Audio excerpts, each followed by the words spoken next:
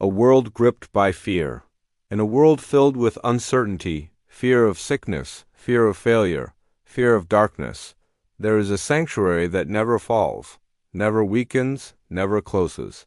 Psalm 91 is not just a passage. It is God's declaration of protection over his people. It is the battlefield shield of the anxious, the refuge of the weary, the fortress for those who feel hunted by life. Today, we journey into the deepest promises of Psalm 91, uncovering the mysteries behind each verse, exploring what God really means when he talks about the secret place, angels, guarding us, and 1,000 falling at your side. By the end of this message, you won't just understand Psalm 91, you will learn how to live in Psalm 91. Chapter 1. The Secret Place of the Most High. Psalm 91 begins with a whisper of mystery. He who dwells in the secret place of the Most High shall abide under the shadow of the Almighty. This secret place is not a physical location. It's not a temple, not a prayer closet, not a church building. The secret place is intimacy, daily, ongoing, close fellowship with God. It is the spiritual position where fear loses oxygen and faith begins to breathe. The psalmist is saying, those who choose to stay close to God live under his shadow. Think about that image, the shadow of God.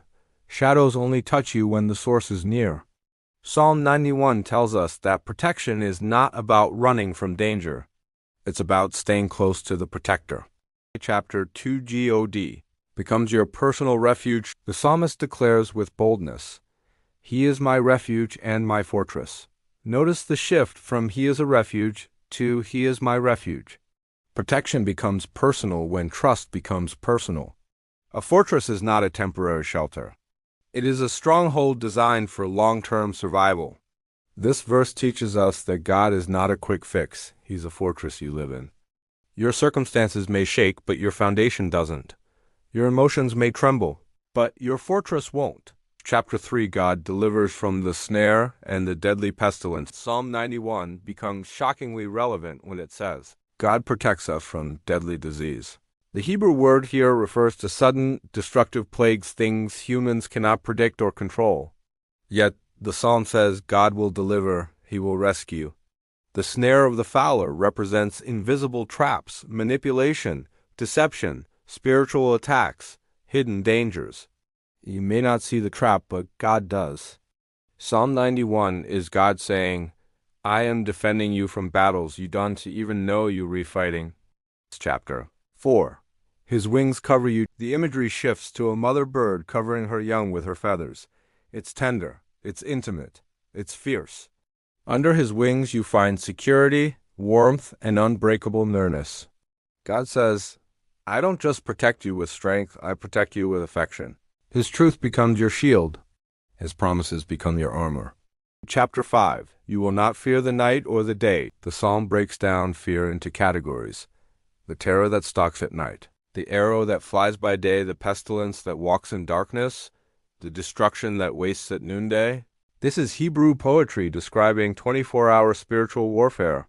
God is saying, no matter when the attack comes, night or day, I'm with you. Fear loses its timetable when faith steps in. Chapter 6, 1,000 may fall, but not you. This is one of the boldest promises in Scripture. 1,000 may fall at your side, 10,000 at your right hand, but it shall not come near you. The verse does not promise a life without storms. It promises safety inside the storm. When life collapses around you, God stands between you and destruction. When others fall, God says, not you. Not today. This is covenant language. Protection with God is not random, it's promised. S.E. Chapter 7, angels assigned to your life. Psalm 91 then reveals something astonishing. God commands his angels to guard you, not casually, not occasionally, but in all your ways. Angels carry you so you do not even strike your foot against a stone. The imagery is precise. God cares not only about big dangers, but the small ones too. You are never alone. You walk surrounded by heaven's army. Chapter 8, you will tread on lions and serpents. This is spiritual warfare language. Lions represent fierce attacks. Serpents represent subtle deception. God says you will tread, crush, walk over both. Not because you are strong, because He is. Chapter 9, God speaks directly. Psalm 91 ends with God Himself speaking. I will rescue him. I will protect him. I will answer him. I will be with him in trouble. I will deliver him. I will deliver him. I will honor him. With long life I will satisfy him.